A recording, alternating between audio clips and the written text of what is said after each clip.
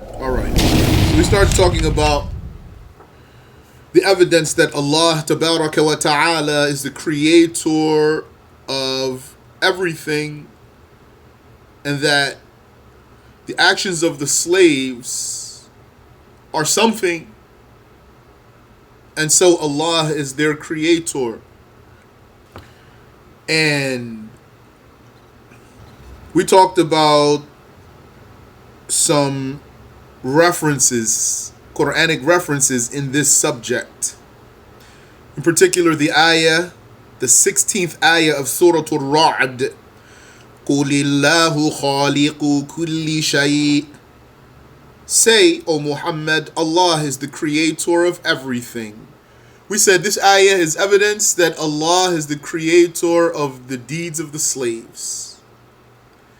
And how did the opponent argue their point with this ayah, and how we answered them? We talked about that.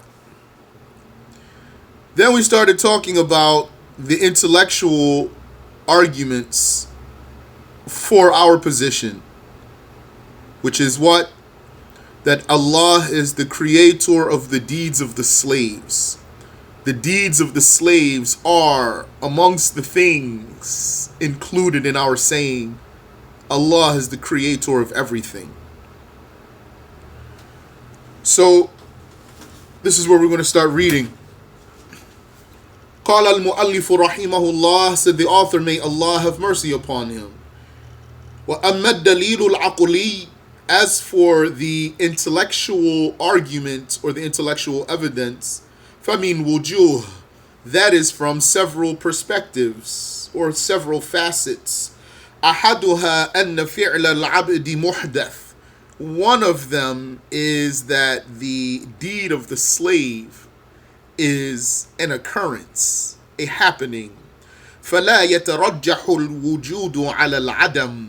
And so existence for that act is not more preponderant than non-existence, since this is the case of an occurrence, an event. It might happen or it might not happen. So we said the deed of the slave is an occurrence, so its existence is not more preponderant than its non-existence. Here I pause to give you a detail to clarify our case, which is that Ahlus-Sunnah had two sayings. When it comes to a creation or an occurrence, is it the case that non-existence and existence are equal? Or is it the case that non-existence is preponderant, since that is the origin?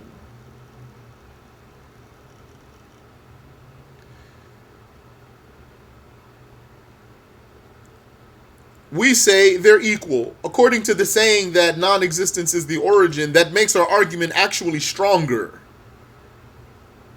if we were to go by that way.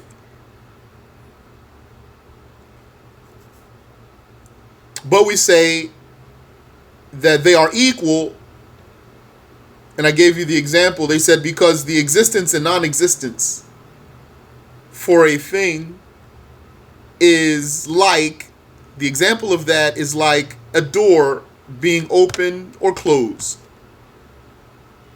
So which one is more preponderant for this door, being open or being closed? Neither one is more preponderant. And I'll give you another point that clarifies this second position, that we say that this is what's correct, which is that even if someone said non-existence is the origin for any event,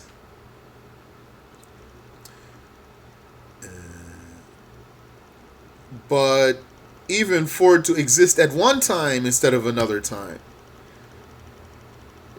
if it existed at this first moment, or the second moment, or the third moment, or the fourth moment. So none of those is more preponderant, you see. And so his existence over his non-existence is not more preponderant. In itself, yani, the only thing that makes it preponderant is a specifier that made it be at this instant and not that instant, and in this way and in not that way. So this is why both possibilities are equal, not that one of them is more likely. So the action of a slave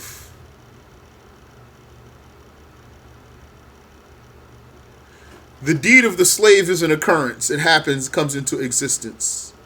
فَلَا يَتَرَجَّحُ الْوُجُودُ عَلَى الْعَدَمِ. So existence for this act is not more preponderant than non-existence. إِلَّا بِمُخَصِّصٍ هُوَ وَاجِبُ الْوُجُودِ. Except by a specifier who is necessarily existent, not possibly existent, necessarily existent. Is this clear so far, inshallah? Is the point that I said about those two sayings, is it clear? Is anything confusing, or does anyone have any question? Is there anyone who doesn't see why saying that non-existence is more preponderant is not the stronger saying? Because one might be inclined to go like that. طيب.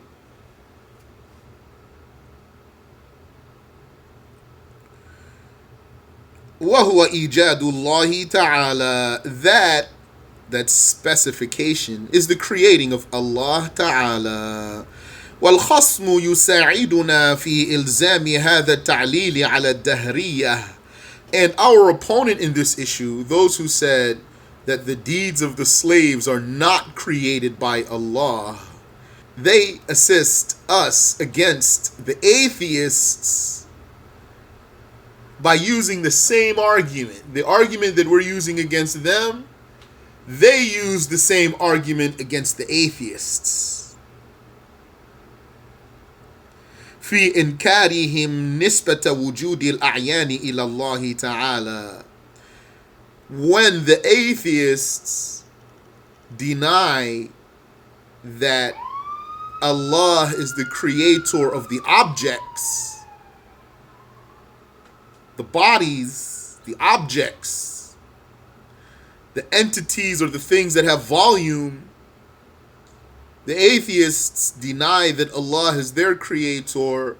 Our opponents in this case assist us, yani agree with us and argue like us against the atheists when the issue is not the actions of the slaves, but the existence of objects, that they come into existence. In other words, our opponents say to the atheists, these objects are events that were not existing prior. They are possibilities, and their existence is not more preponderant than their non-existence. And for them to exist then proves the existence of a specifier. فيلزمه في إنكاره نسبة وجود الأفعال إلى الله تعالى. And so, the same argument that he would make to the atheist concerning objects coming into existence is bound to him concerning the actions of the slaves coming into existence.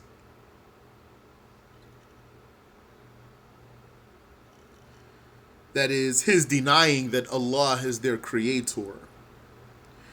إذ العلة في وجوب نسبة الأعيان إلى الله تعالى هو الحدوث. Since the reason that it's necessary to attribute the occurrence of objects to Allah's creating because they are events or happenings, things that occur.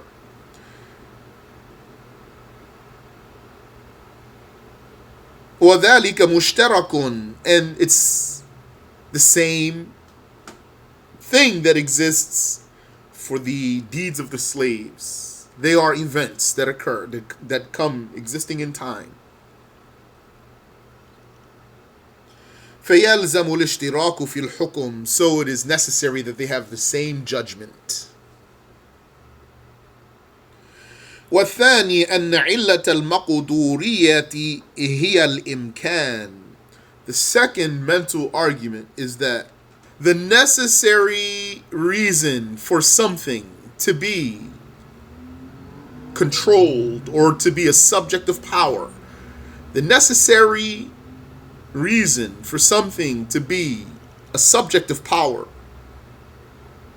is that it's possible. Possibility, possibly even existing in the first place, is the necessary reason for a thing to be subject to power, so that it could happen. لِأَنَّ مَا عَدَاهُ, because anything other than what's possible, إِمَّا الْوُجُوبُ أَوْ الْإِمْتِنَاعُ, is either going to be necessary or impossible. So if it's necessary, that means it was always existing, the necessary existence, and that's for God and his attributes only. And if it's impossible, it will never happen. By definition, that's what impossible means. وَهُمَا يُحِيلَانِ الْمَقْدُورِيَّةِ, both of those, being necessary and being impossible, make being a subject of power impossible. Being existing necessarily makes being a subject of power impossible. Because existing necessarily means you were always existing. And that's only Allah. So he didn't create himself and no one else created him. So existing necessarily makes being a subject of power impossible. And impossible, the matter that's impossible in itself, like a partner for God, like God creating a rock that he can't lift, like God destroying himself. This is impossible. So impossible means it doesn't even happen. It doesn't occur. It doesn't come into being.